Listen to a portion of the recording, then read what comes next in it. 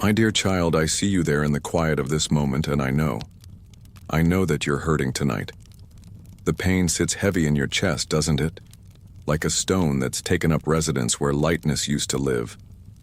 You've been carrying this ache through your days, wearing a brave face for the world while your heart whispers its sorrows in the spaces between heartbeats. But here now, in this sacred stillness, you don't have to pretend anymore. You don't have to be strong for anyone else. You can let your shoulders drop, let that careful mask slip away, and simply be the wounded soul that you are. I want you to know something profound and healing right from the start. Your pain has not gone unnoticed. Every tear you've shed, whether it fell from your eyes or remained trapped behind them, has been seen. Every silent scream of your spirit, every moment when you felt like you were drowning in sorrow while everyone around you saw only the surface calm, all of it has been witnessed by one who loves you beyond measure. You are not alone in your suffering, precious child. You never have been, even when the loneliness felt absolute. Tonight, I'm inviting you to step away from the world that has been demanding so much of your wounded heart. Close your eyes gently, like drawing soft curtains against the harsh light of day. Feel how that simple act begins to create a boundary between you and everything that has been asking you to be anything other than exactly what you are right now. Hurting, weary, and desperately in need of comfort.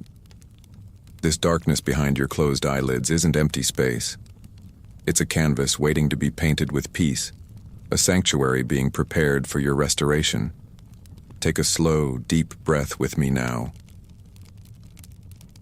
Not the shallow breathing of anxiety or the held breath of pain, but the kind of breath that acknowledges safety, that recognizes refuge. As you inhale, imagine you're drawing in not just air, but understanding. The understanding that your pain is valid, that your struggle matters, that your heart's cry has been heard. As you exhale, let out a sound if you need to. A sigh, a whisper, even a sob. This is holy ground where authentic emotion is not just welcomed, but honored. Picture yourself now walking slowly down a gentle path that leads away from the noise and demands of daily life. The path is soft beneath your feet, covered with moss that cushions each step like a tender embrace.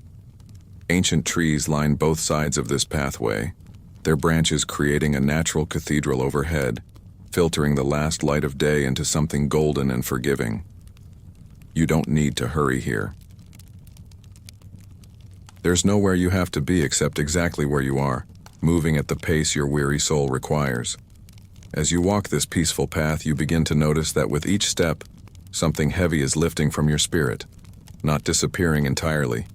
Your pain is real and it needs to be acknowledged, but being shared, distributed, no longer yours to carry alone. The very air here seems infused with compassion, thick with the presence of one who knows what it means to hurt, who has felt the sharp edge of sorrow cut deep into divine flesh. You're walking towards someone who doesn't just sympathize with your pain, but has taken it into his own body, has felt it in his own heart. The path curves gently ahead, and as you round the bend, you see it. A small cottage nestled among the trees, glowing with warm light from every window. Smoke rises peacefully from the chimney and the door stands open in welcome. This is where I've been waiting for you, dear one. This is the place I've prepared specifically for your wounded heart, where every element has been arranged with your comfort in mind, where healing can begin in the safety of perfect love and understanding. Chapter 2. Journey into Sacred Lands. As you approach the cottage, your steps naturally slow, not from reluctance, but from a deep recognition that you're entering sacred space. The very ground beneath your feet seems to pulse with life, with love, with the kind of peace that your soul has been desperately seeking. The garden around the cottage is wild and beautiful, not manicured to perfection, but growing with the organic grace of things tended by hands that understand both growth and seasons of dormancy. Flowers bloom here that you've never seen before, blossoms that seem to glow with their own inner light, petals that whisper comfort to hearts that know what it means to be bruised. The fragrance in the air is unlike anything from your everyday world. It's not the artificial sweetness of manufactured perfumes, but something deeper, richer. The scent of healing herbs mixed with the clean smell of rain on warm earth. The comforting aroma of bread baking in ovens tended by love. Breathe it in deeply, letting it fill not just your lungs, but your very spirit. This is the atmosphere of heaven touching earth, the place where wounded souls come to remember what wholeness feels like. Listen to the sounds around you as you pause at the garden gate. There's no harsh noise here, no jarring interruptions to assault your already tender nervous system. Instead, there's the gentle murmur of a small stream that winds through the garden, its voice speaking peace in a language older than words. Birds call softly to one another, not the frantic chatter of day, but the settling songs of evening, melodies that seem composed specifically to soothe hearts that have been broken. Even the wind here moves differently, not with the aggressive rush of storms, but with the tender touch of a comforter's hand. The cottage itself seems to breathe with welcome. Its walls are built from stones worn smooth by time and weather, each one carefully chosen and placed with intention. The windows glow not with electric light, but with the warm radiance of firelight, promising warmth for bodies that have been cold with grief, comfort for souls that have been shivering in the harsh winds of loss. The door is made of old wood, solid and dependable, wide enough for all your pain to pass through, strong enough to keep out everything that would harm or hurry you. Step through that open doorway now, crossing the threshold from the world that has wounded you into this sanctuary of healing. Feel how the very act of entering changes something in your chest, as if a tight band around your heart has begun to loosen just slightly. The air inside is warm without being stifling, comfortable without being stuffy. It's the perfect temperature for a soul that has been alternately burning with pain and frozen with shock, the ideal atmosphere for beginning the delicate work of restoration. Look around this space that has been prepared for you. Every detail speaks of thoughtful care, of someone who understands exactly what a hurting heart needs most. The furniture is simple but beautiful, crafted by hands that know how to create comfort. There are soft chairs positioned perfectly for rest, cushions that seem to invite weary bodies to finally let go, blankets folded and waiting to provide the warmth that grief so often steals from our bones. Books line the shelves, not demanding texts, but gentle stories of hope, volumes of poetry that speak to wounded souls, wisdom written by those who have walked through their own valleys of shadow and emerged into light. But most importantly, you're not alone here. I am with you in this place, present not as a distant deity offering platitudes, but as a friend who has also known pain, who has felt the sting of rejection, the weight of sorrow, the crushing burden of carrying others' suffering. My presence here isn't intrusive or demanding. I'm simply here, available, ready to listen to whatever your heart needs to say or to sit in perfect silence if words are too difficult right now. This is your space, your time, your opportunity to be authentic about your pain without fear of judgment or the pressure to hurry toward healing before you're ready. Chapter 3. The Man Who Understands Suffering. Come, sit with me by the fire that crackles gently in the hearth. The flames dance with a mesmerizing rhythm, neither frantic nor dying, but steady and alive, casting warm light that seems to soften even the hardest edges of pain. As you settle into the chair that seems made for your exact proportions, I want to tell you about the man who walks through this cottage with us, who has prepared this place of healing, who understands your suffering in ways that go beyond sympathy into something far more profound. This man was born into a world much like yours, a world where pain was common currency, where hearts broke daily, where the weight of living often felt too heavy for human shoulders to bear. He came not into palaces or places of ease, but into the rough reality of human existence, where mothers grieved their children, where friends betrayed friends, where hope seemed as fragile as morning mist. From his very first breath, he was acquainted with the harsh realities that make hearts ache and souls weary.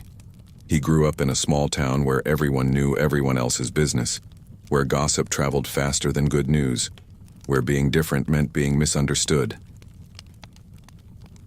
His family faced the whispers and sideways glances that come when circumstances don't fit neatly into society's expectations.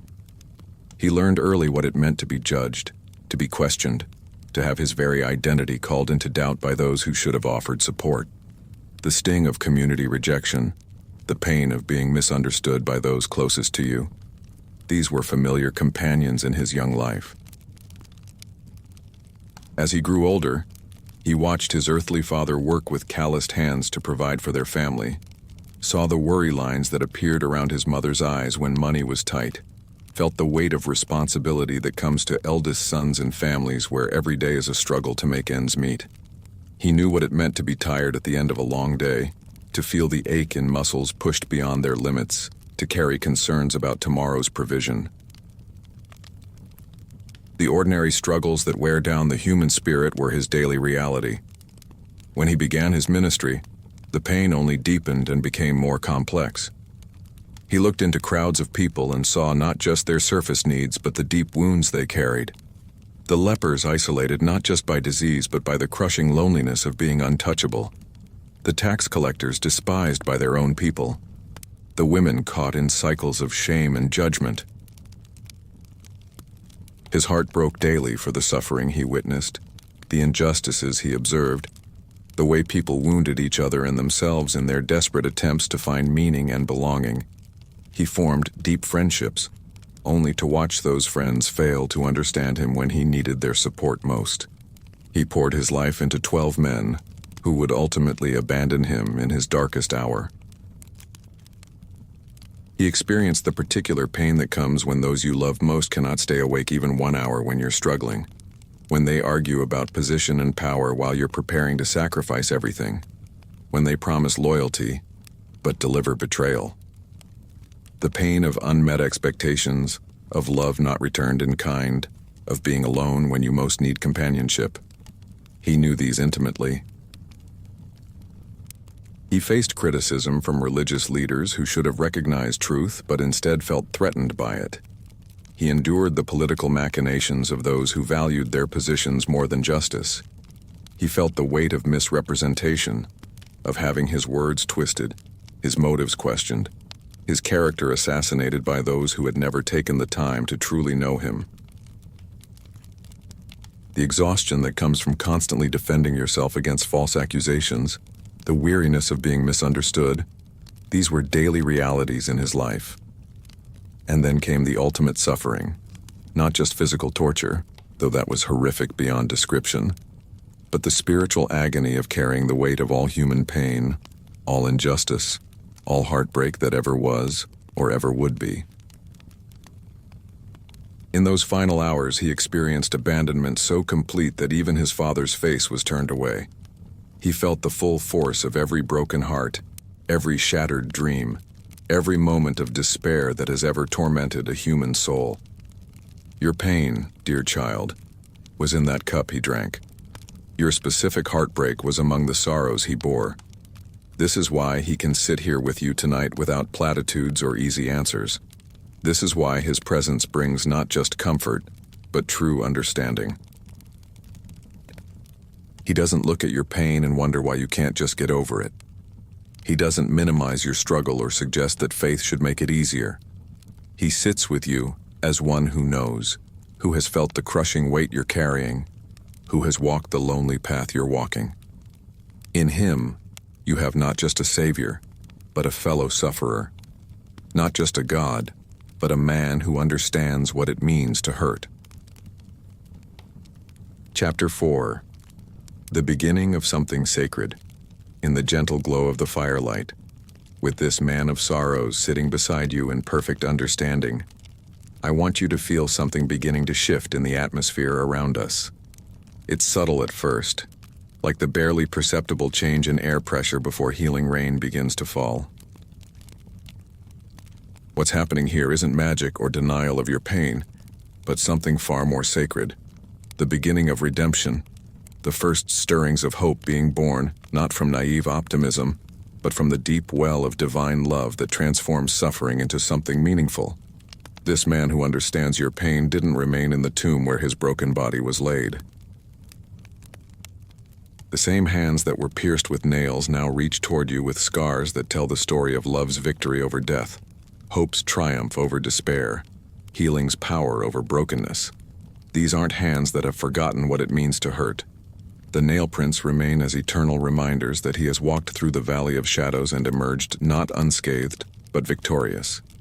His wounds don't represent defeat, but transformation, not endings, but new beginnings. Feel his scarred hand now gently touching the place where your pain sits heaviest. Maybe it's your heart. Maybe your chest where anxiety has taken up residence. Maybe your stomach where grief has settled like a stone. His touch doesn't immediately erase the pain. That's not how healing works in his kingdom. Instead, his touch transforms the nature of your suffering.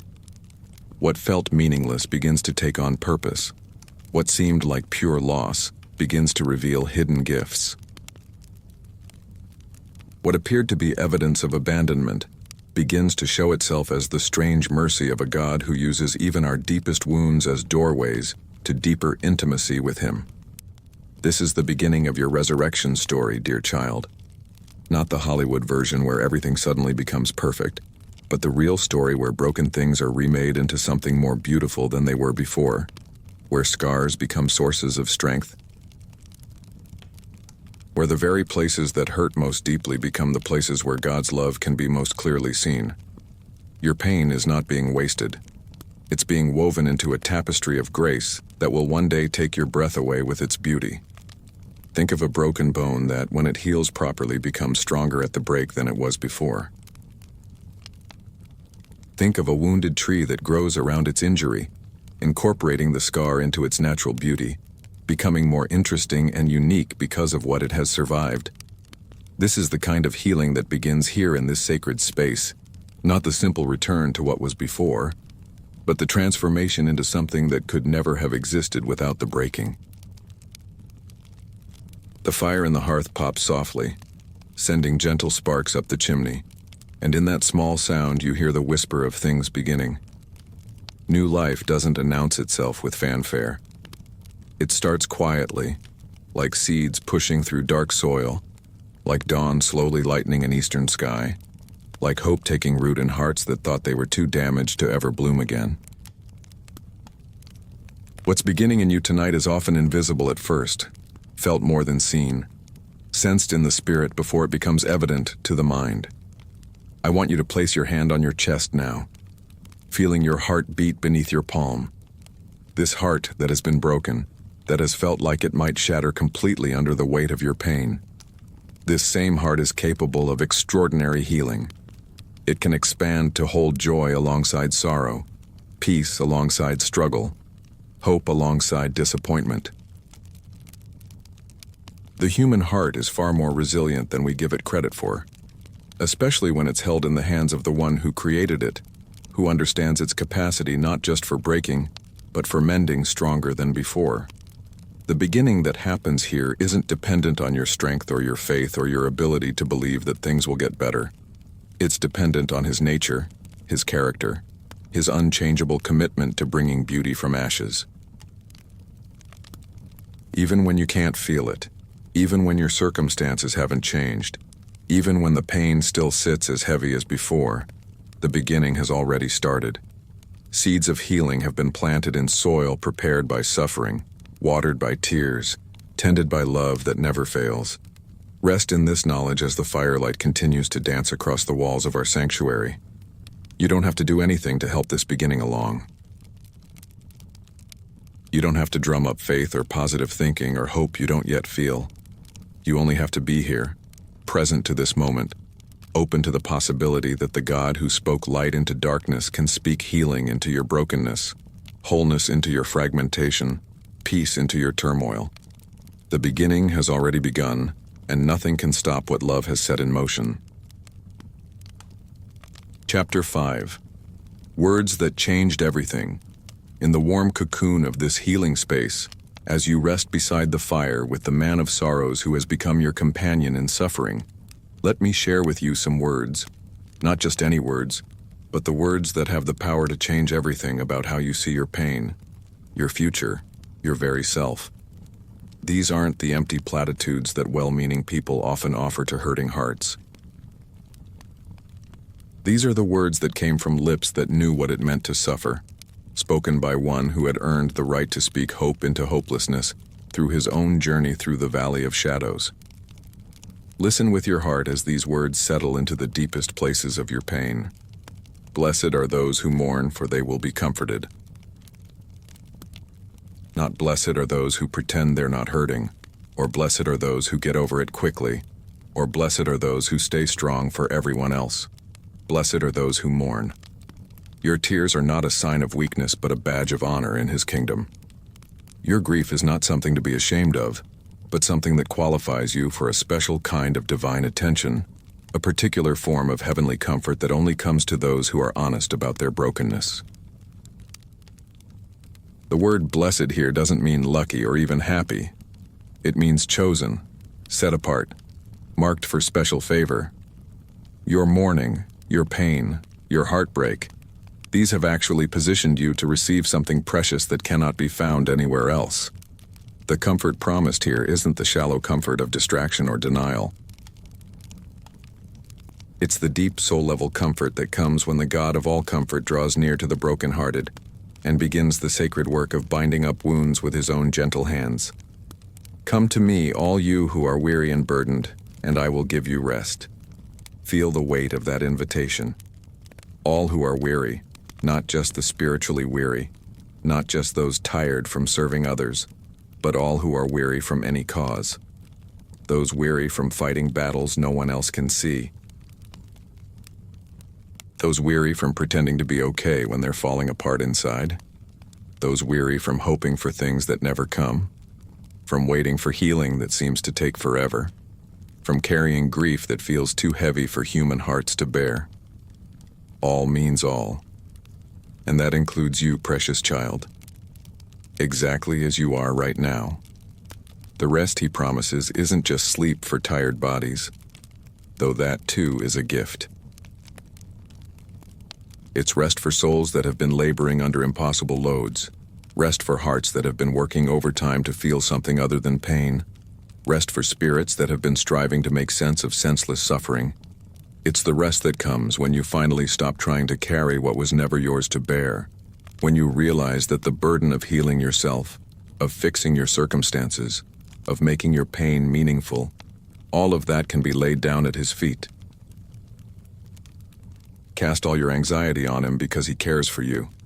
Notice it doesn't say cast your sinful anxieties or cast your irrational fears.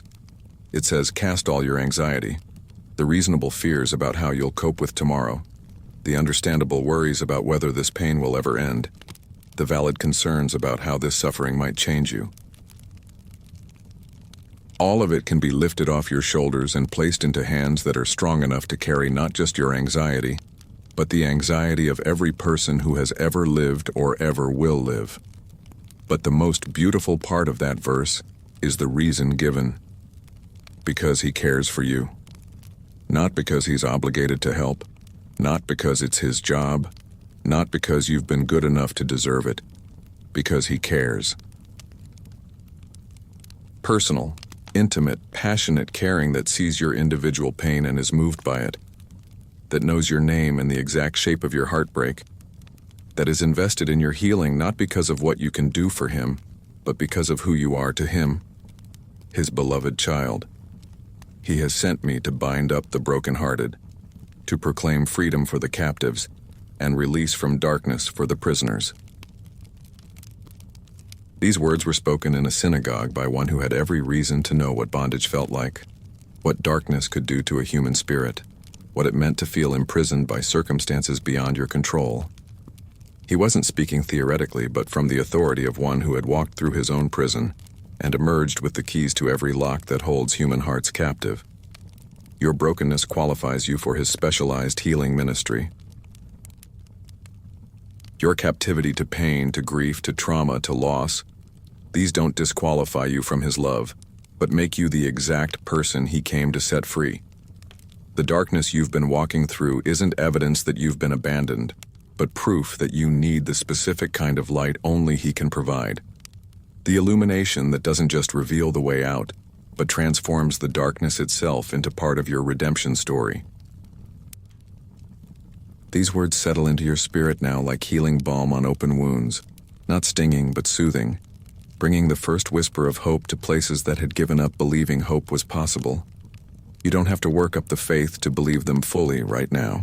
You only have to let them rest in your heart like seeds in good soil, trusting that truth has its own power to grow and bear fruit in its proper season. Chapter 6. Miracles of Compassion. As these healing words continue to work their quiet magic in your spirit, I want to paint for you some pictures, not images that require you to strain your imagination, but gentle scenes that your hurting heart can rest in, stories of compassion that reveal the true nature of the one who sits with you now in your pain. These aren't distant tales from an ancient book, but glimpses into the heart of the God who sees your suffering and is moved by it in ways that go beyond pity into action, beyond sympathy into transformation. Picture a woman who has been bleeding for 12 years. Not just physically bleeding, though that alone would have been exhausting beyond description, but bleeding away her hope, her place in community, her sense of belonging. The law declared her unclean, untouchable, a source of contamination to anyone who came near her. For 12 years, she had lived in isolation, watching from the margins as life happened to other people, as families gathered and friends embraced and lovers touched, while she remained forever on the outside, forever alone with her pain. Every doctor had failed her. Every treatment had made things worse. Every day, she woke up to the reminder that she was broken in ways that seemed beyond repair.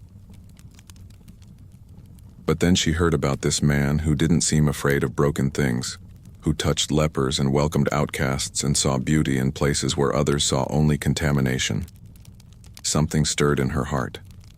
Not the confident hope of guaranteed healing, but the desperate hope of someone who had nothing left to lose. She fought through the crowd, invisible in her pain, as she had been invisible for so many years, until she could reach out and touch just the edge of his robe. The moment her fingers made contact, power flowed. Not the harsh electric shock of medical procedures, but the warm, living power of love made manifest. Her body was healed instantly, but more than that, her status changed in an instant from outcast to daughter. He could have let her slip away quietly, anonymously healed and grateful for the secret mercy. Instead, he stopped everything, turned to the crowd, and asked who had touched him.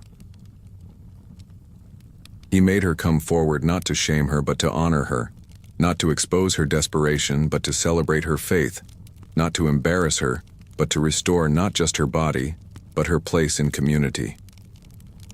Daughter, he called her. Daughter, not patient, not supplicant, not untouchable woman, but daughter. In that single word, 12 years of isolation were erased. In that moment of recognition, she was welcomed back into the family of the beloved. Her suffering hadn't been meaningless.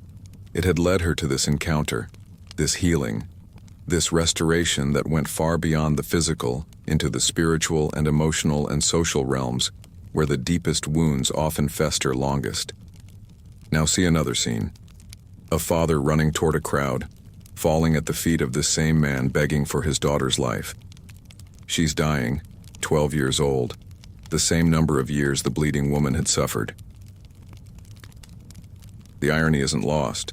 As one daughter was being restored to life, another was slipping away from it.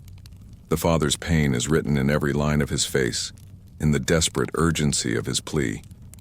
He's important in his community, a synagogue ruler, someone who normally approaches others with dignity and reserve.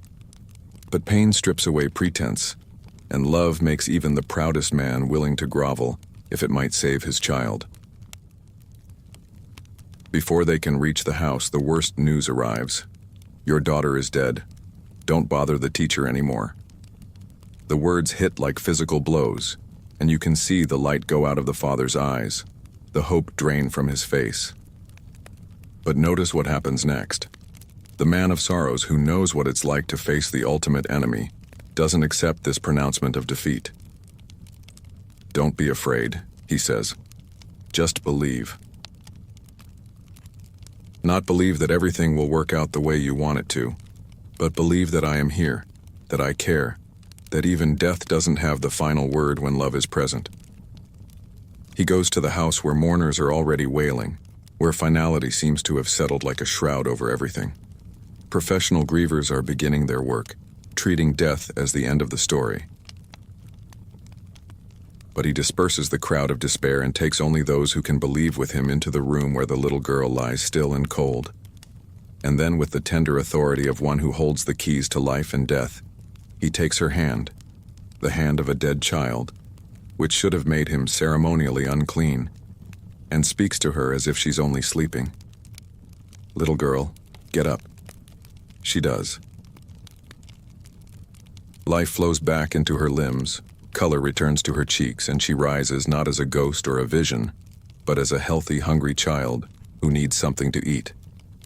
Death itself has been reversed by the power of infinite compassion, and a father's worst nightmare has become his greatest miracle.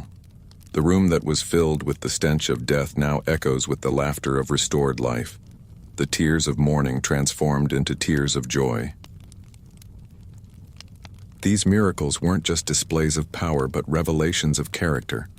They show you a God who is moved by individual suffering, who stops everything when he encounters pain, who doesn't just heal bodies but restores relationships, communities, hope itself.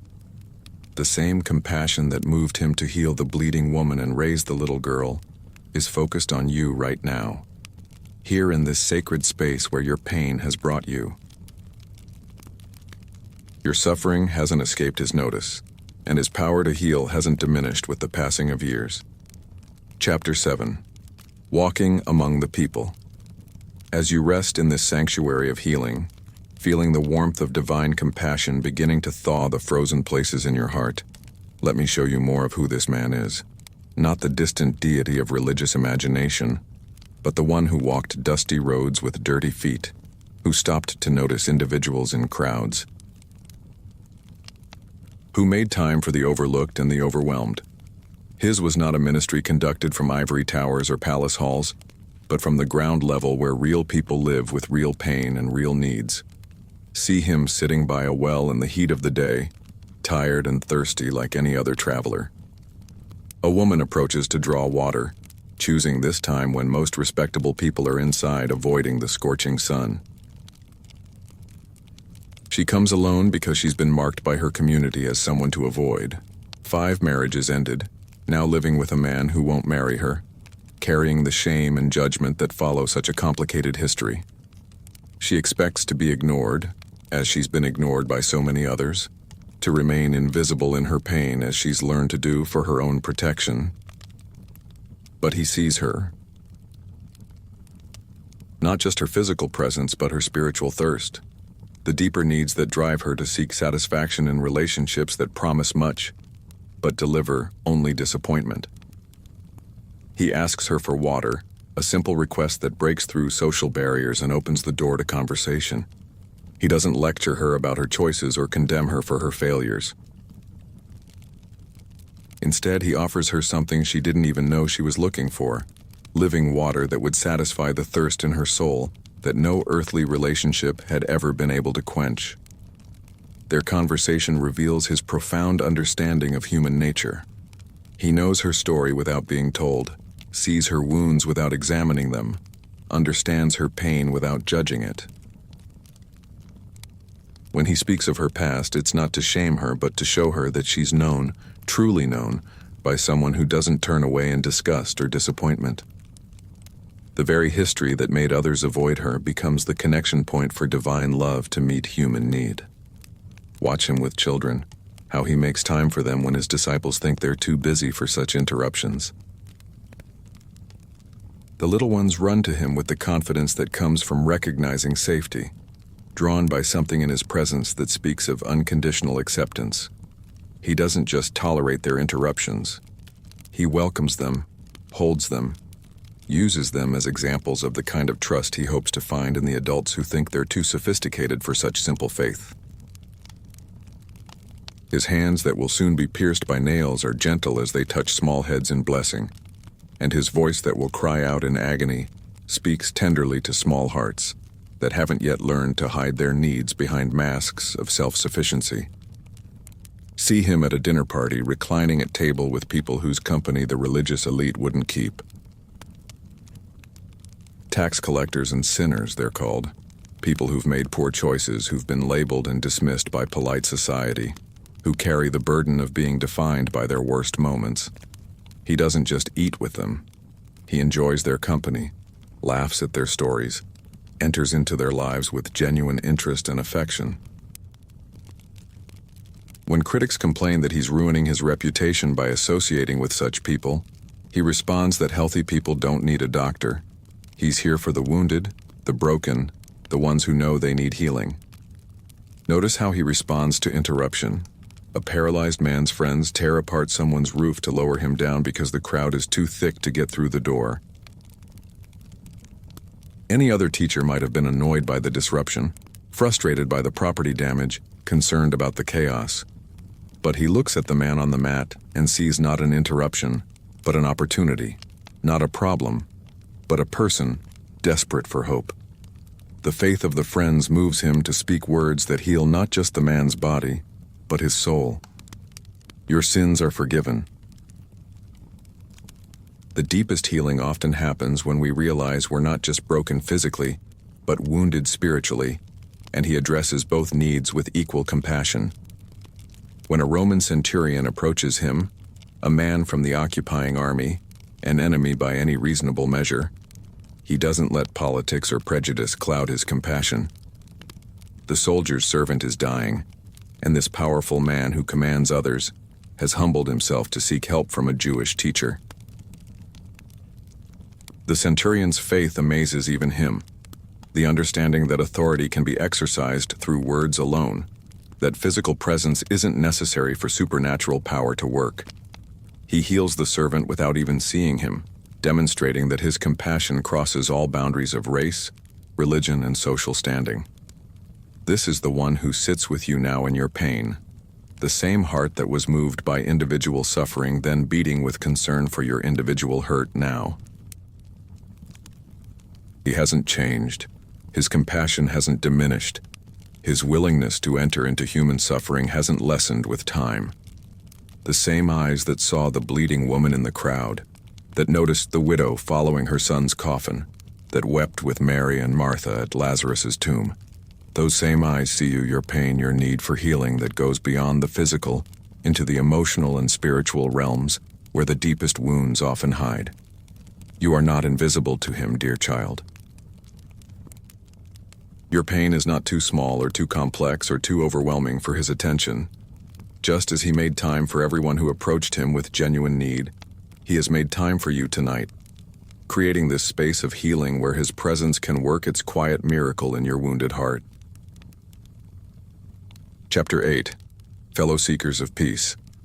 First contemplative call to action. My beloved child, as we sit here together in this sacred space, as you've felt the gentle touch of divine compassion beginning to work its healing in the tender places of your heart, I find myself thinking of all the other wounded souls who tonight are walking through their own valleys of shadows, carrying their own heavy burdens of pain and loss and disappointment.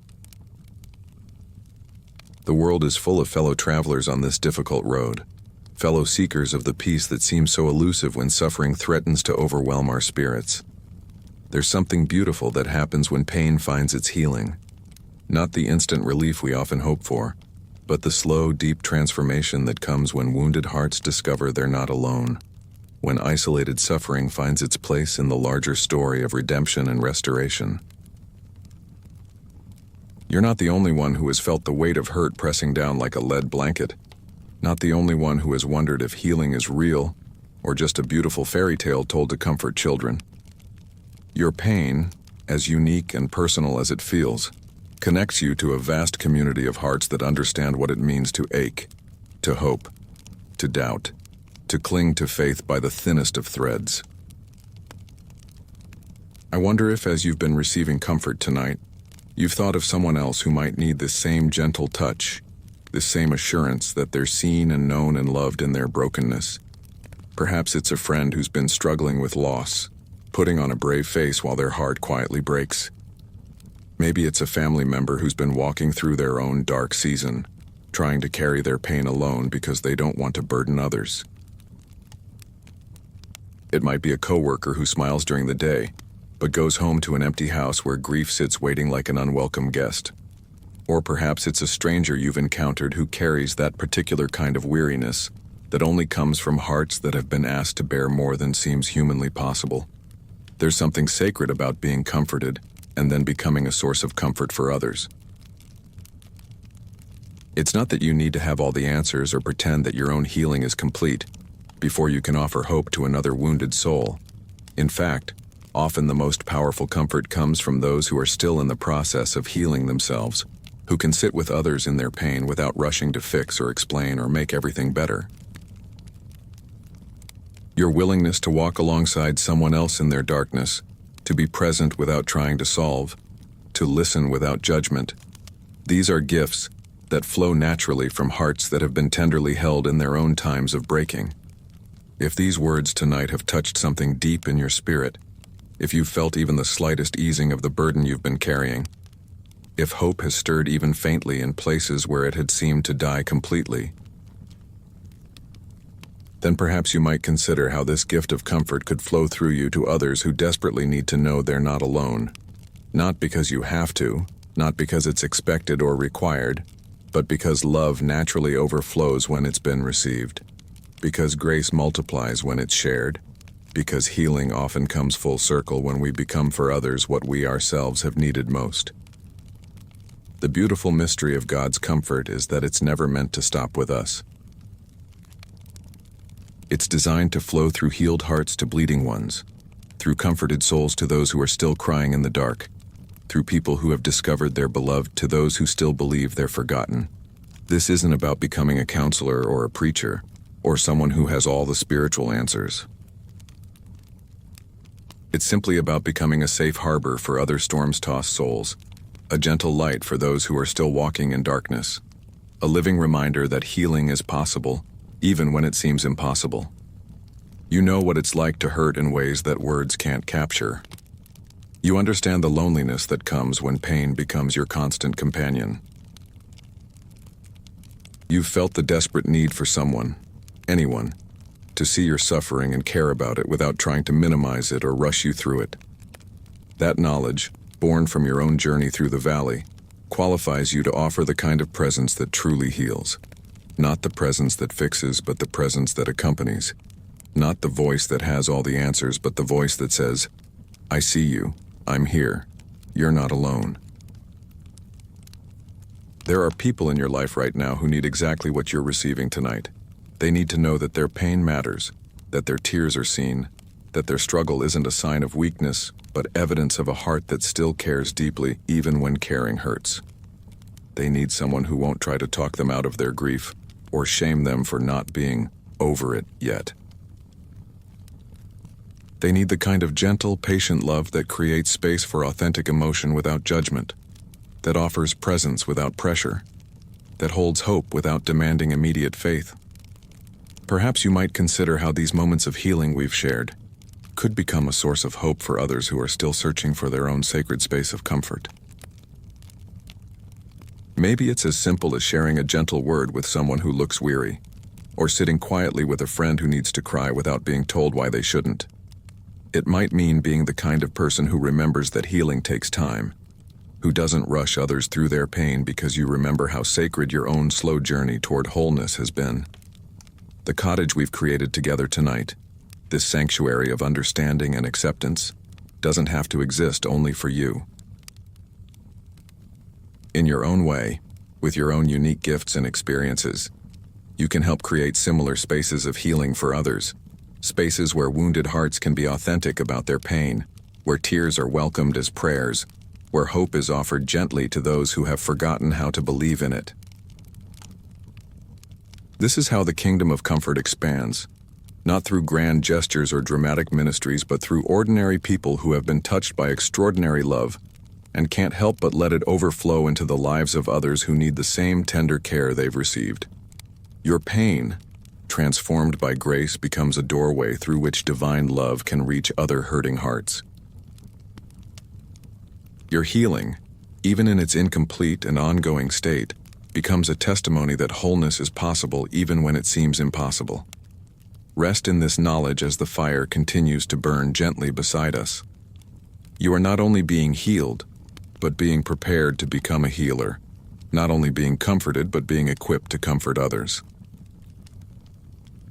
The love you're receiving tonight is meant to flow through you like a river of healing water, bringing life to dry and thirsty places, bringing hope to hearts that have forgotten how to believe in better days. Chapter 9. The 12 and Their Stories. As the warmth of divine love continues to work its quiet healing in your heart, as you rest in the knowledge that your pain has purpose and your healing can become a source of hope for others, let me tell you about 12 men who learned what it means to be close to the source of all comfort, yet still struggle with their own very human pain and confusion. Their stories matter because they remind us that even those who walked physically beside the Prince of Peace didn't have easy lives or simple faith or quick solutions to their deep personal struggles. Think about Peter, whose heart was as large as his mouth, whose love was as fierce as his temper. He was the kind of man who would jump out of a boat to walk on water one moment and deny he even knew Jesus the next. His pain came not from external circumstances, but from the crushing weight of his own failures, the agony of disappointing someone he loved more than life itself. Picture him on that terrible night when he heard the rooster crow and realized he had done exactly what he swore he would never do, abandoned his dearest friend in his darkest hour. The look Jesus gave him wasn't one of condemnation, but of heartbroken love, and that look cut deeper than any rebuke ever could have. Peter's pain was the pain of self-betrayal, of discovering that his loyalty wasn't as strong as he thought, his courage not as dependable as he'd believed. It's the pain that comes when we disappoint ourselves so completely that we wonder if we can ever trust ourselves again, if we're capable of the love and faithfulness we want to offer. Yet this same Peter would become the rock upon which the early church was built, his failure transformed into a deep understanding of grace, his weakness becoming the foundation for a strength that could only come from knowing he was loved despite his failures. Consider Thomas, forever labeled as the doubter, though he was simply honest about his struggles with faith. He had watched his beloved teacher die in the most brutal way imaginable, had seen his hopes crucified along with the man he thought was going to change the world. When the others claimed they had seen Jesus alive, Thomas couldn't simply accept their word. He needed to touch the wounds, to feel the scars, to know for himself that resurrection was real and not just wishful thinking born from desperate grief. His pain was the pain of disappointed hope, of dreams that had been violently shattered, of faith that had been tested beyond its apparent limits. He had risked everything to follow this man, had left his old life behind for the promise of something new and beautiful, only to watch it all end in apparent failure and loss. Yet when Jesus appeared to him personally, addressing his doubts with patient love rather than frustrated disappointment, Thomas's cry of, "My Lord and my God," became one of the most profound declarations of faith in all of Scripture. His doubts, met with grace, became the foundation for an unshakable certainty. Then there was James and John, the sons of thunder, whose pain came from misunderstanding the very nature of the kingdom they thought they were joining. They expected positions of power and prestige, thrones beside their king's throne, recognition for their sacrifice and service. When Jesus spoke of suffering and sacrifice, of drinking from the cup of sorrow and being baptized with the baptism of pain, they confidently claimed they were ready, not understanding what they were agreeing to. Their pain was the pain of shattered expectations, of discovering that following Jesus didn't lead where they thought it would, didn't provide what they thought it would provide. James would become the first of the apostles to die for his faith. His expectations of earthly glory transformed into a crown of martyrdom. John would live to be the last apostle standing, watching all his friends die before him, carrying the weight of being the sole survivor of that inner circle, yet finding in his loneliness and loss a depth of love that would flow through his writings like a river of grace. Matthew had been a tax collector, which meant he was viewed as a traitor by his own people, a collaborator with the occupying forces, someone who had chosen money over loyalty to his community. His pain was the pain of isolation, of being despised by the very people he served, of knowing that his presence made others uncomfortable, that his past would always be a barrier to acceptance. Yet when Jesus called him, there was no mention of his past, no requirement that he prove himself worthy, just a simple invitation. Follow me. His transformation from despised outcast to beloved disciple shows us that our past doesn't disqualify us from a beautiful future, that the very experiences that brought us shame can become the foundation for understanding God's radical grace. His pain of rejection became the source of his deep appreciation for acceptance. His experience of being judged prepared him to offer grace to others who carried their own burdens of shame. Judas carries perhaps the heaviest story of all, not because his sin was worse than the others, but because he couldn't accept that even betrayal could be forgiven, that even the worst failure could be redeemed. His pain was the pain of despair, of believing that some sins are too great for grace to cover, some wounds too deep for love to heal. His tragedy wasn't just that he betrayed Jesus, but that he couldn't believe Jesus would still love him afterward, couldn't accept that redemption was possible even for someone who had done the unthinkable. All of these men were close to Jesus, loved by him, chosen by him, yet none of them had easy lives or pain-free journeys. Their struggles remind us that proximity to divine love doesn't eliminate human suffering but transforms it. That walking with Jesus doesn't mean avoiding pain but learning to find meaning in it, purpose through it, healing beyond it. They show us that it's possible to be deeply loved by God and still wrestle with doubt, still struggle with failure, still carry wounds that take time to heal. Chapter 10. Opposition and Persecution. In the gentle safety of our healing sanctuary, as you continue to rest in the knowledge that you're not alone in your suffering, I want to share with you another dimension of the story, the reality that love often faces opposition, that goodness sometimes provokes hostility, that the very compassion you've been experiencing tonight has been rejected, scorned, and attacked by those who found it threatening to their way of life.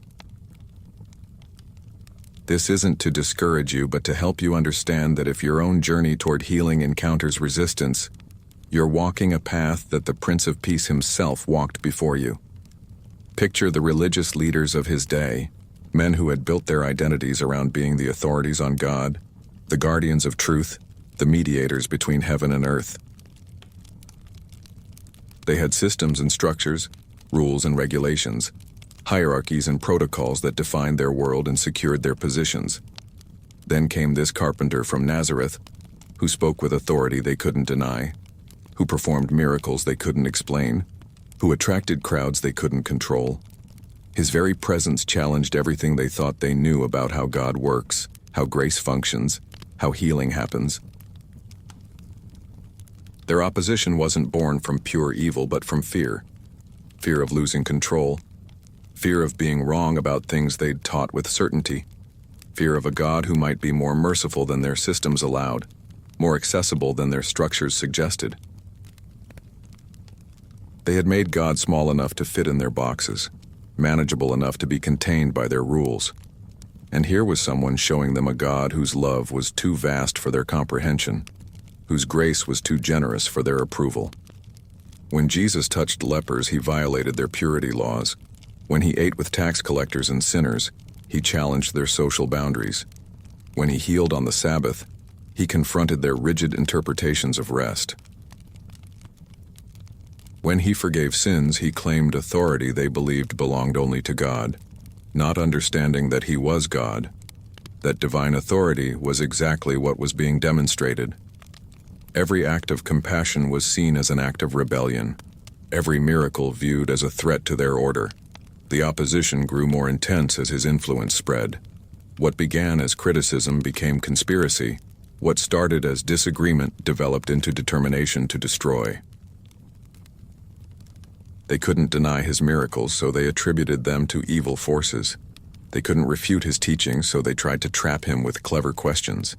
They couldn't diminish his popularity, so they plotted to eliminate him entirely. Love had become so threatening to their system of control that they would rather kill it than be transformed by it. But the opposition wasn't limited to religious authorities. Political powers also felt threatened by this man who spoke of a different kind of kingdom. A reign based on love rather than force, service rather than domination, sacrifice rather than exploitation. Herod, who had John the Baptist beheaded, looked for an opportunity to see Jesus, curious about his power but ultimately more concerned about his own position than about truth or justice. Pilate, the Roman governor, found himself caught between political expediency and personal conviction. He could find no fault in Jesus, could see that the charges against him were motivated by envy rather than justice, yet ultimately chose to preserve his own career rather than protect an innocent man. The machinery of political power, even when it recognized innocence, was too invested in maintaining order to risk standing for what was right. Even among the common people, opinion was divided. The same crowds that welcomed him with palm branches and shouts of Hosanna would later cry, "Crucify him," when the tide of popular opinion turned. Human nature, fickle and influenced by crowd mentality, showed its capacity for both worship and rejection, often of the same person within the span of days. The pain of being misunderstood was compounded by the agony of being rejected by the very people he had come to save. His own disciples, despite their love for him, often failed to understand what he was trying to accomplish.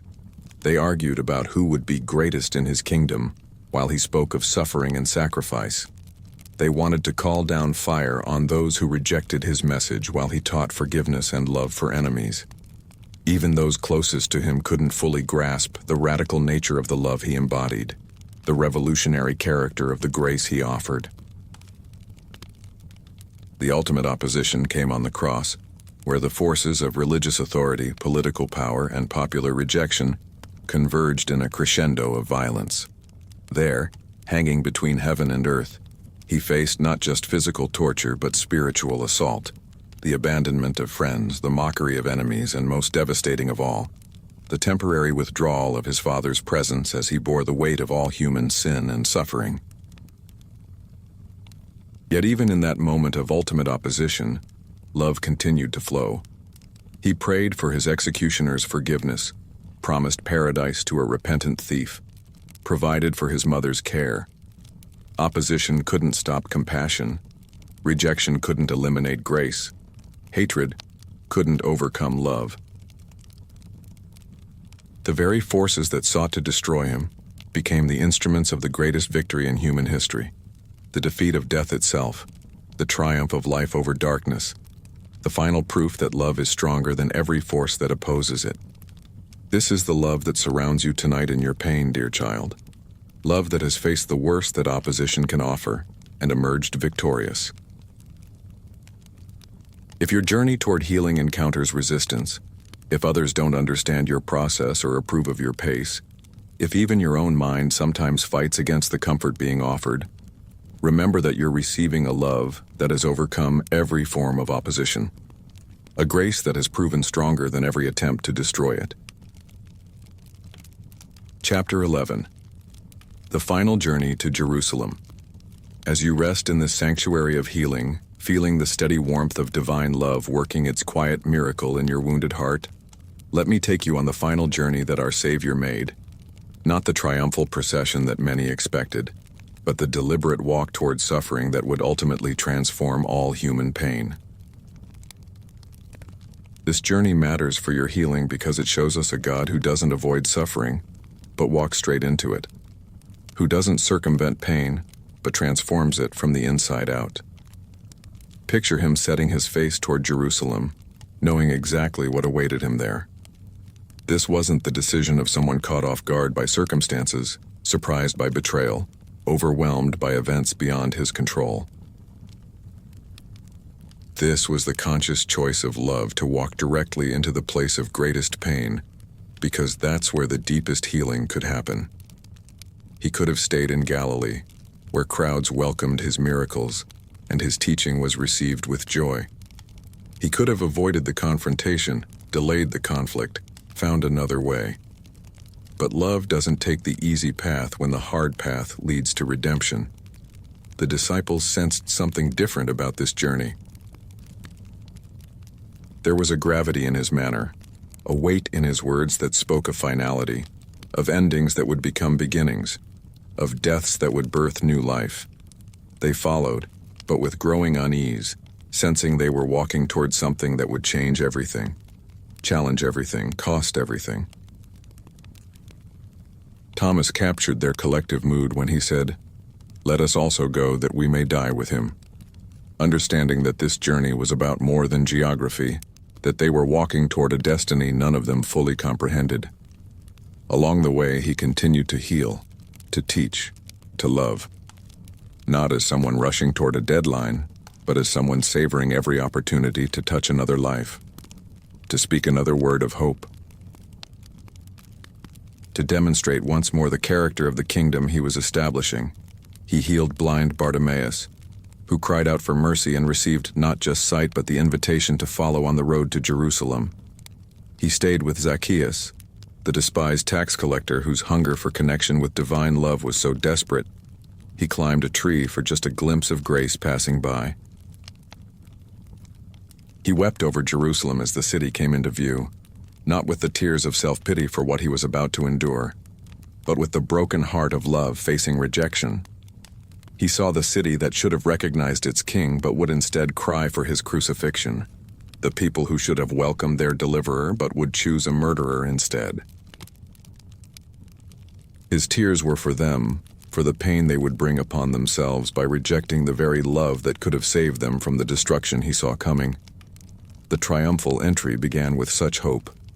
Palm branches and shouted hosannas, robes thrown down on the road as impromptu carpet for the humble king riding not a war horse but a borrowed donkey.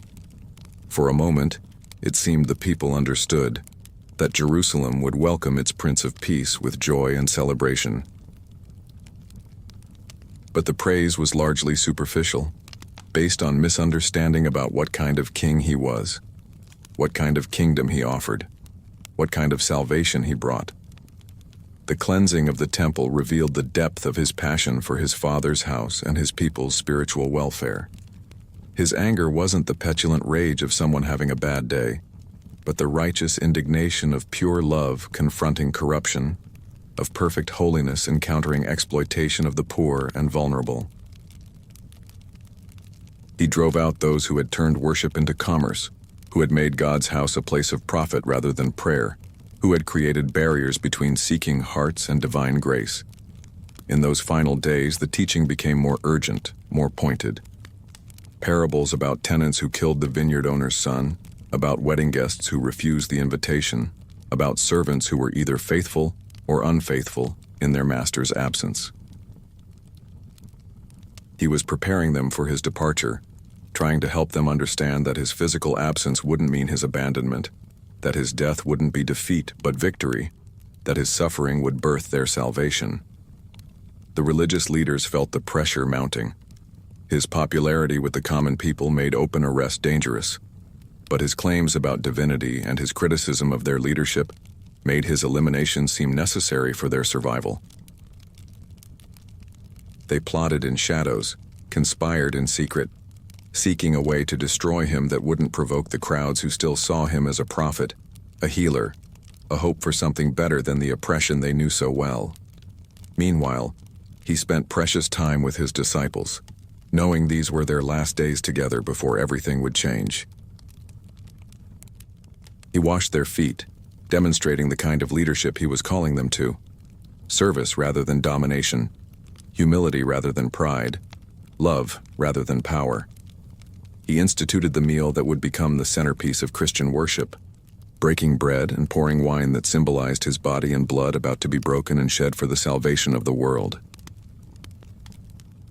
This final journey wasn't just about one man walking toward his destiny.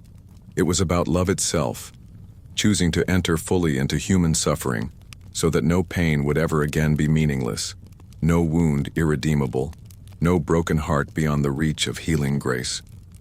He walked toward Jerusalem because that's where you were, trapped in your pain, lost in your sorrow, broken by life's cruel circumstances.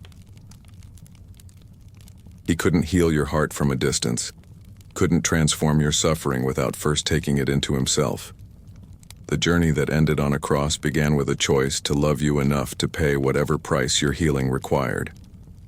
Tonight, as you rest in this place of comfort, you are the destination he was walking toward, the reason he set his face toward Jerusalem, the beloved soul for whom no sacrifice was too great if it meant you could be free from the pain that has held you captive. Chapter 12. The Last Supper and Betrayal. In the sacred quiet of our healing sanctuary, as you rest in the growing warmth of divine love surrounding your wounded heart, I want to take you into an upper room where love prepared to make its ultimate demonstration, where the Prince of Peace gathered his closest friends for a meal that would forever change how we understand grace, sacrifice, and the depth of divine commitment to broken humanity. This isn't just history. It's the very foundation of the healing you're experiencing tonight. Picture 13 men reclining around a table as evening settles over Jerusalem. The room is lit by oil lamps that cast dancing shadows on the walls, creating an atmosphere of intimacy and solemnity. These men have walked together for 3 years, sharing miracles and meals, witnessing wonders and wrestling with doubts, bonding in the unique way that comes from following the same revolutionary teacher through a world that often didn't understand or welcome their message. But tonight is different. There's a weight in the air, a sense that something momentous is about to happen. Jesus has been speaking of his death with increasing frequency and specificity, preparing them for a loss they couldn't imagine and didn't want to contemplate. How do you say goodbye to someone who has become your everything, who has redefined your understanding of God, life, love, and purpose? How do you express 3 years of gratitude, transformation, and devotion in one final evening together? He begins by doing something so shocking it takes their breath away. The Master, the teacher, the one they've begun to recognize as the Son of God, takes a towel and basin and begins washing their feet. This is the work of the lowest servant, the job given to those with no status or dignity. Yet here is their Lord kneeling before them, tenderly cleaning road dust and grime from feet that have followed him through dusty villages and crowded marketplaces. Peter, characteristically impulsive, tries to refuse. "You shall never wash my feet." But Jesus responds with words that cut to the heart of what this moment represents. "Unless I wash you, you have no part with me." This isn't about hygiene. It's about the kind of cleansing that goes deeper than physical dirt, the washing that removes spiritual stains, the grace that makes fellowship with a holy God possible for sinful humanity. When the washing is complete and they've returned to the table, he takes bread, ordinary bread, the kind they've shared countless times before, and he gives it new meaning. "This is my body, broken for you." As he breaks the loaf, he's showing them what will happen to his physical form in just a few hours, how his body will be broken under the weight of their sins, how his flesh will be torn for their healing. Then he takes the cup of wine, dark red in the lamplight, and speaks words that echo through eternity. "This is my blood of the covenant, poured out for many for the forgiveness of sins." Every drop will be precious, every wound intentional, every moment of agony purposeful. This isn't just death, it's sacrifice. This isn't just suffering. It's love making the ultimate payment for humanity's healing. But even in this sacred moment, betrayal sits at the table. Judas, one of the 12, has already made his deal with the religious authorities. 30 pieces of silver jingle in his mind as he shares bread with the man he will deliver to his enemies. The tragedy isn't just that Judas will betray Jesus, it's that he will do so after experiencing 3 years of love, grace, teaching, and miraculous demonstration of divine power. His heart has hardened gradually, disappointment building into resentment, greed overcoming gratitude. Jesus knows. He's always known. "One of you will betray me," he says, and the disciples look around in shock and confusion.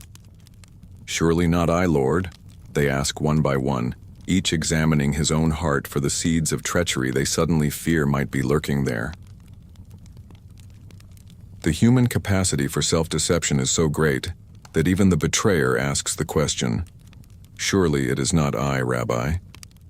The psychological torture of knowing your friend will sell you to your enemies, that someone who has eaten your bread will deliver you to those who want you dead, adds another layer to the suffering about to unfold. Physical pain is one thing. Emotional betrayal cuts deeper than any sword. Yet even now, as Jesus hands Judas the morsel that signals his selection as the betrayer, there's no hatred in the gesture, no vengeance in the act. Just the sad finality of love allowing free will to choose its own dark path. After Judas leaves, slipping into the night to complete his transaction, Jesus speaks more intimately with the remaining 11. "A new commandment I give you. Love one another as I have loved you. By this everyone will know that you are my disciples if you love one another." He's not just giving them an instruction. He's giving them the key to survival in the dark days ahead, the secret to building the community that will carry his message to the world. He promises them the Holy Spirit, the Comforter who will come to live within them, to guide them into truth, to remind them of everything he has taught them. They won't be orphaned when he leaves. They'll be indwelt by divine presence in a way that will be even more intimate than his physical proximity has been. The same Spirit that will comfort and guide them is the one working in your heart tonight, bringing healing to wounds, peace to turmoil, hope to despair. "In this world you will have trouble," he tells them with unflinching honesty. No false promises of easy lives or trouble-free existence. "But take heart, I have overcome the world." The victory is already won, the enemy already defeated, the final outcome already determined. Whatever trouble they face, whatever trouble you face, it's all temporary compared to the eternal triumph of love over death, light over darkness, hope over despair. The meal ends with singing. Imagine that. On the night before his crucifixion, surrounded by the knowledge of impending betrayal, arrest, torture, and death, he sings hymns with his friends. This is the heart of God revealed, not bitter, not resentful, not consumed with self-pity, but filled with worship, focused on his Father's will, committed to the mission of redemption even when it costs everything. This same Jesus who broke bread and said, "This is my body broken for you," speaks those same words over your broken heart tonight. This same love that poured out wine and said, "This is my blood shed for forgiveness," washes over your wounded soul with the promise of complete cleansing. The betrayal he endured makes him uniquely qualified to understand your pain, to heal your wounds, to restore what has been broken in your life. Chapter 13. The Cross and the Crown. In the profound stillness of our sanctuary, as healing love continues its patient work in the deepest chambers of your heart, we must journey together to the place where love made its ultimate statement, where suffering reached its crescendo, where the greatest injustice in human history became the foundation of eternal justice. This isn't a journey we take lightly, but it's one we must take because it's on that hill outside Jerusalem that your pain finds its deepest meaning, your wounds discover their healing, your broken heart learns what it truly means to be loved. Picture him in the garden first, on his knees in the olive grove where he had often gone to pray, where the ancient trees stood silent, witness to his agony. Here in the moonlit darkness, the full weight of what he was about to endure pressed down upon him like a mountain. Not just the physical torture, though that would be excruciating beyond description, but the spiritual anguish of taking all human sin, all pain, all suffering into his sinless being. Every wound that has ever been inflicted, every heart that has ever been broken, every soul that has ever cried out in anguish, all of it was gathering around him like a storm of infinite darkness. "My soul is overwhelmed with sorrow to the point of death," he told his closest friends, but even they couldn't stay awake to watch with him in his hour of greatest need. Alone in his anguish, he fell face down on the rocky ground and prayed words that reveal the full humanity of his divine nature. "My Father, if it is possible, may this cup be taken from me." He wasn't eager for suffering, wasn't immune to the natural human desire to avoid pain. But then came the words that changed everything. "Yet not as I will, but as you will." In that moment of surrender, love chose sacrifice. Not because he had to, not because he was forced, but because you were worth it. Your healing was worth his pain. Your freedom was worth his bondage. Your life was worth his death. An angel came to strengthen him for what lay ahead, and the scriptures tell us his sweat became like drops of blood falling to the ground, the physical manifestation of spiritual pressure beyond human comprehension. Then came the betrayal. Judas arrived with soldiers, temple guards, and religious leaders identifying Jesus with a kiss, the symbol of affection perverted into a sign of treachery. But notice his response. No retaliation, no calling down of legions of angels who were ready to defend him, no miraculous escape from what human hatred was about to inflict. Instead, he healed the ear of the soldier that Peter had cut off in his misguided attempt at protection. Even in the moment of his arrest, his instinct was to heal rather than harm. The trials that followed were a mockery of justice. Religious leaders who had already decided his fate went through the motions of legal proceedings. False witnesses contradicted each other. Predetermined verdicts masqueraded as careful deliberation. The sinless one was condemned by sinful men who couldn't recognize the holiness that stood before them. When asked directly if he was the Son of God, he could have remained silent, could have avoided the final provocation that sealed his fate. Instead, he answered truthfully, knowing it would cost him everything. Pilate, the Roman governor, found himself face to face with perfect innocence and could find no basis for the charges. "I find no fault in this man," he declared, yet political expediency triumphed over justice. The crowd, manipulated by their leaders and swayed by mob mentality, chose to release a murderer and crucify the Prince of Peace. "Crucify him! Crucify him!" they chanted, and Pilate washed his hands, trying to cleanse himself of responsibility for what he was about to allow. The flogging came first, 39 lashes with a whip embedded with pieces of bone and metal, each stroke tearing away flesh, each blow weakening his already tortured body. Then the crown of thorns pressed into his skull until blood ran down his face, the royal mockery that proclaimed him king even as it inflicted agony. They placed a purple robe on his torn shoulders and bowed before him in cruel jest, spitting on him, striking him with a staff, turning worship into torture. Then came the walk to Golgotha, carrying the crossbeam that would soon hold his dying body. Every step was agony, every breath a struggle, every movement sending waves of pain through his brutalized form. When he stumbled under the weight, they forced a stranger named Simon to carry the cross, not out of compassion, but to ensure he would live long enough to die in the manner they had chosen. The crucifixion itself defies description. Iron spikes driven through his wrists and feet, his body lifted up and dropped into the socket prepared for the cross, every movement sending fire through his nervous system. The method was designed for maximum suffering, death by slow suffocation as the weight of the body made breathing increasingly difficult. Victims could hang for hours or even days, every breath a conscious choice to continue living in agony. But the physical torture, horrific as it was, paled in comparison to the spiritual anguish. As he hung there, perfect holiness was made sin, divine light was covered with human darkness, and for the first time in eternity, the Son experienced separation from the Father. My God, why have you forsaken me?"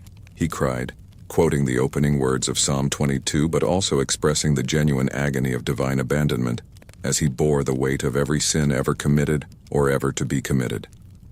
Yet even in his torment, love continued to flow. He prayed for his executioners. "Father, forgive them, for they do not know what they are doing." He promised paradise to the repentant thief hanging beside him. "Today you will be with me in paradise." He provided for his mother's care, asking John to watch over her. "Woman, here is your son. Son, here is your mother." Love doesn't stop loving even when it's being murdered. As darkness covered the land from noon until 3 o'clock, as nature itself seemed to recoil from the horror being perpetrated, something cosmic was happening.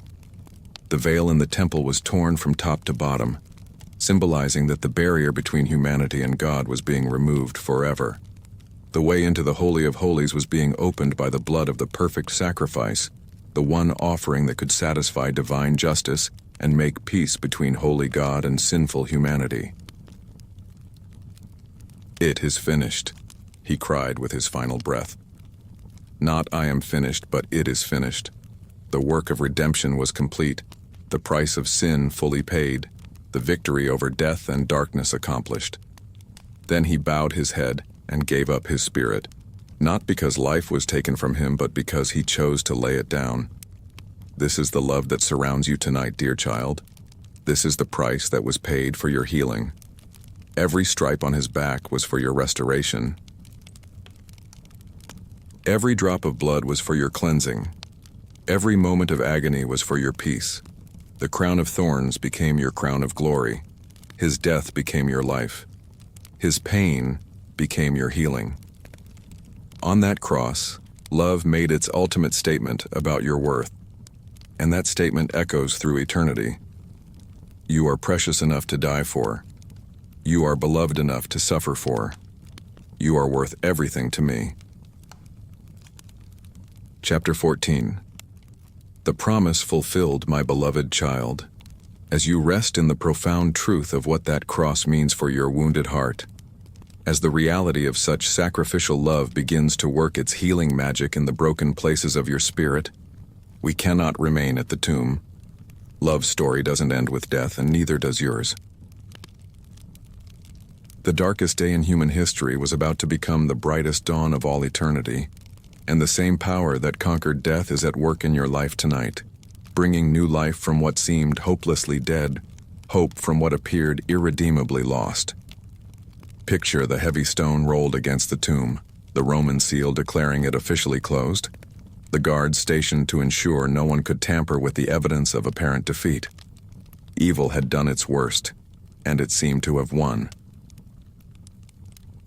The one who claimed to be the resurrection and the life lay still and cold in a borrowed grave, wrapped in burial cloths, surrounded by the spices of finality. For 3 days, darkness reigned supreme. For 3 days, hope seemed to have died with the one who had promised eternal life. But on the 3rd day, as the first light of dawn began to creep across the Jerusalem sky, the earth itself shook with the power of divine vindication. An angel of the Lord descended from heaven, his appearance like lightning, his clothing white as snow, and he rolled back the stone not to let Jesus out, but to let the witnesses in. The guards, terror-stricken by the supernatural display of power, became like dead men, their carefully maintained vigil rendered useless by forces beyond their comprehension or control. The women who had followed Jesus, who had watched him die, who had noted where his body was laid, came to the tomb carrying spices to complete the burial preparations that had been hastily begun before the Sabbath. They were coming to perform one last act of love for their beloved teacher, to honor his body even in death, to say goodbye to the one who had meant everything to them. Their hearts were heavy with grief. their minds clouded with the confusion that comes when everything you believed in seems to have been proven wrong. "Who will roll the stone away for us?" they asked each other as they approached the garden tomb. It was a massive stone, far too heavy for them to move, but their love compelled them forward despite the practical impossibility of their mission. This is often how faith works. It takes us toward what seems impossible because love demands we try. Hope insists we move forward, even when the obstacles appear insurmountable. But when they arrived, the stone was already rolled away. The tomb that should have contained their Lord's body was empty except for the grave cloths that had wrapped his corpse, lying there like the discarded cocoon of a butterfly that has emerged into new life. Where they expected to find death, they found mystery. Where they came to mourn, they encountered wonder. Where they anticipated saying goodbye, they were about to experience the most glorious hello in human history. An angel sat on the stone, his presence transforming the place of death into a throne room of victory. "Do not be afraid," he said, words that echo through eternity whenever divine power breaks into human despair. "I know that you are looking for Jesus, who was crucified. He is not here. He has risen, just as he said. Come and see the place where he lay." The tomb that was meant to be his prison had become the launch pad for his victory, the place where death itself was conquered forever. Mary Magdalene, who had been delivered from 7 demons, who had experienced the transforming power of divine love in her own broken life, was the first to see him alive. Through her tears of confusion and grief, she mistook him for the gardener until he spoke her name, Mary. In that single word, she heard the voice that had called her out of darkness into light, that had seen her value when others saw only shame, that had loved her when she couldn't love herself. "Rabboni," she cried, falling at his feet, not wanting to let go of the one she thought she had lost forever. But he wasn't the same. His body bore the scars of crucifixion, the nail prints in his hands and feet, the spear wound in his side, yet he was gloriously transformed, no longer limited by physical constraints, no longer subject to pain and death. The scars remained not as evidence of defeat, but as eternal proof of victory, not as wounds that weakened him, but as marks that declared his triumph over every force that had tried to destroy him. They were beautiful scars, holy scars, scars that would forever remind the universe that love is stronger than hatred, life more powerful than death, hope more enduring than despair. The disciples, gathered behind locked doors in fear of what the authorities might do to them next, suddenly found themselves face to face with their risen Lord. "Peace be with you," he said, showing them his hands and his side, proving that it was really him, that death had not been able to hold the Prince of Life. Joy flooded their hearts as they realized the impossible had happened, that their beloved teacher and friend was alive, that their hope had not been misplaced, that everything he had promised was true. Thomas, absent during that first appearance, struggled to believe what seemed too good to be true. "Unless I see the nail marks in his hands and put my finger where the nails were, and put my hand into his side, I will not believe," he declared. His doubt wasn't rebellion, but the honest wrestling of a heart that had been broken by loss and was afraid to hope again. When Jesus appeared to him a week later, he didn't rebuke Thomas for his skepticism, but invited him to touch the scars, to verify the reality of resurrection with his own hands. "My Lord and my God," Thomas cried, his doubt transformed into the most profound declaration of faith. "This is the promise fulfilled for you tonight, dear child." The same power that raised Jesus from the dead is at work in your life, bringing resurrection to places where you thought hope had died, breathing new life into dreams that seemed buried forever, transforming wounds into sources of strength, scars into testimonies of victory. You may feel like you're still in the tomb of your pain, wrapped in the grave clothes of despair, trapped behind the stone of circumstances that seem impossible to move. But the same God who rolled away that stone from Jesus' tomb is rolling away the obstacles that have blocked your healing. The resurrection doesn't erase the scars, it transforms them. Your wounds don't disappear. They become sacred marks of survival, holy reminders of battles fought and won by grace. The pain you've endured doesn't vanish as if it never happened. It becomes the soil from which new life grows, the foundation upon which stronger faith is built, the source of compassion that will overflow to heal others who struggle with their own dark nights of the soul.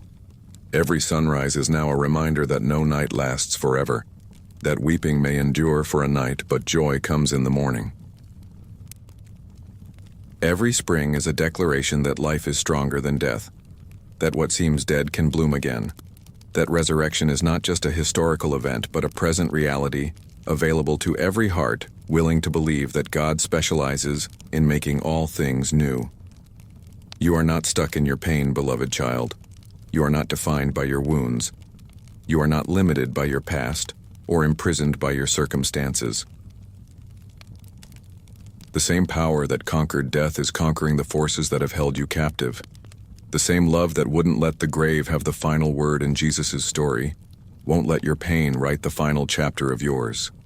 Resurrection is happening in your heart tonight. New life is stirring in places you thought were dead forever, and the morning of your healing is already beginning to dawn. Chapter 15. Until we meet again in peace. Final warm call to action. My precious beloved child, as we sit together in this sacred space where healing has been quietly working its miracle in your wounded heart, as the fire continues to burn gently beside us, casting warm light on walls that have witnessed your pain being transformed into peace, I find myself overwhelmed with gratitude for this journey we've shared together. You came here carrying such heavy burdens, your spirit weighed down by sorrows that felt too great to bear, your heart aching with wounds that seemed too deep to heal. But look at you now, resting in the knowledge that you are profoundly loved, held in arms that will never let you go, surrounded by a peace that passes all understanding. This time we've spent together isn't ending, it's beginning something beautiful in your life. The healing you've experienced tonight, the comfort you've received, the peace that has settled into your spirit like gentle snow covering a landscape, these are not temporary gifts but eternal realities that will remain with you as you return to the world beyond this sanctuary. The cottage we've created together exists not just in imagination, but in the spiritual realm where love makes its home.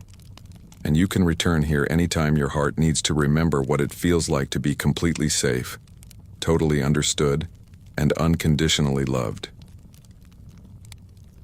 But as this warmth spreads through your being, as this peace settles deeper into your bones, I cannot help but think of others who tonight are walking through their own valleys of shadows, carrying their own seemingly unbearable burdens, crying their own tears of pain and confusion and loss. They are lying awake in the darkness, wrestling with griefs that feel insurmountable, struggling with wounds that seem unhealable, believing themselves to be alone in their suffering, just as you once believed yourself to be alone in yours. If these words tonight have touched the deepest places of your pain and brought healing to wounds you thought would never stop aching, if you have felt the tender hand of divine love reaching into the broken places of your heart and beginning the work of restoration, if hope has stirred in chambers of your spirit that had given up believing hope was possible, then perhaps you might consider how this same gift of comfort could flow through you to other wounded souls who desperately need to know that healing is real, that love is stronger than pain, that no one has to walk through suffering alone. There are people in your life right now, family members, friends, co-workers, neighbors, even strangers you encounter in your daily journey, who are carrying their own hidden hurts, wearing their own brave masks while their hearts quietly break, fighting their own battles against despair and hopelessness. They need someone who understands what it means to hurt deeply and yet know that healing is possible. Someone who can sit with them in their pain without trying to fix it quickly. Someone who can offer the kind of gentle, patient presence that creates space for authentic emotion without judgment or pressure to hurry through the process. Your own journey through the valley of suffering, your own experience of being held by love in the darkest places, your own transformation from brokenness to healing, these qualify you to become a bearer of hope to others who are still walking in darkness. Not because you have all the answers or because your healing is complete, but because you know where wounded hearts can find the comfort they're seeking, because you've discovered that love is indeed stronger than pain, because you've experienced firsthand that no night lasts forever when you know where to find the light. The beautiful mystery of God's comfort is that it multiplies when it's shared, that it grows stronger when it flows through healed hearts to wounded ones, that it becomes more real when those who have been comforted become comforters themselves. You don't need special training or perfect words or flawless faith. You only need the willingness to be authentic about your own journey, to share honestly about the hope you've found, to offer the same kind of gentle presence that has brought healing to your own heart. Sometimes this might mean sharing words like these with someone who is drowning in despair, letting them know that there is a place where wounded souls can find rest, where broken hearts can discover healing, where the God of all comfort draws near to those who are honest about their pain. Other times it might mean simply being present with someone who is hurting, offering a listening ear without trying to provide solutions, a shoulder to cry on without judgment, a hand to hold in the darkness without pressure to hurry toward the light. Your story of finding peace in the midst of pain, hope in the depths of despair, love in the face of loss, this becomes a lighthouse for other storm-tossed souls who are searching for safe harbor. You become a living reminder that healing is possible even when it seems impossible, that love can reach into the darkest places and bring light, that no wound is too deep for divine grace to heal, no heart too broken for divine love to mend. The cottage where we've met tonight, this sanctuary of healing and hope, doesn't have to be experienced only in solitude. In your own unique way, with your own special gifts and gentle spirit, you can help create similar spaces in the lives of others, spaces where authenticity is welcomed, where tears are seen as prayers, where hope is offered gently to hearts that have forgotten how to believe in better days. Perhaps you might consider sharing these words with someone who needs to hear them, someone whose pain you recognize because it echoes your own, someone who seems to be carrying burdens too heavy for human shoulders. Maybe it's as simple as sending a gentle message to a friend who's been struggling, or offering to sit quietly with a family member who's going through a difficult season, or being the kind of person who remembers that healing takes time and doesn't rush others through their process of recovery. Your pain, transformed by grace, becomes a doorway through which divine love can reach other hurting hearts. Your healing, even in its ongoing and imperfect state, becomes a testimony that wholeness is possible even in a broken world. Your peace, born from the ashes of your own sorrow, becomes a gift you can offer to others who are still learning to believe that joy can coexist with sadness, that hope can survive disappointment, that love can triumph over loss. As the fire burns lower now, as this sacred evening draws toward its gentle close, as your spirit prepares to carry this peace into sleep and beyond into all your tomorrows, know that you are not only being healed, but being prepared to become a healer. Not only being comforted, but being equipped to comfort others with the same comfort you have received tonight. The love that has surrounded you in this place is meant to flow through you like a river of healing water, bringing life to dry places, hope to desperate hearts, peace to troubled souls. Rest now in the knowledge that your pain has not been wasted, that your journey through suffering has prepared you to understand and minister to others who walk similar paths, that the healing you've received tonight is just the beginning of a beautiful story of redemption that will touch countless lives in ways you may never fully know this side of heaven. Sleep deeply, dear child, in the arms of perfect love. Wake tomorrow knowing that you are cherished beyond measure, that your healing is continuing even as you rest, that your life has profound purpose and meaning, And when you encounter others who are hurting as you have hurt, remember this cottage, this peace, this love, and share it freely with hearts that need exactly what you've received tonight. Until we meet again in this place of perfect peace, until that day when all tears are wiped away and all pain is transformed into joy, carry with you the unshakable knowledge that you are beloved, you are healing, you are held, and you are never, ever alone. Sweet dreams, precious one. The God of all comfort watches over your rest and fills your sleep with the peace that only perfect love can give.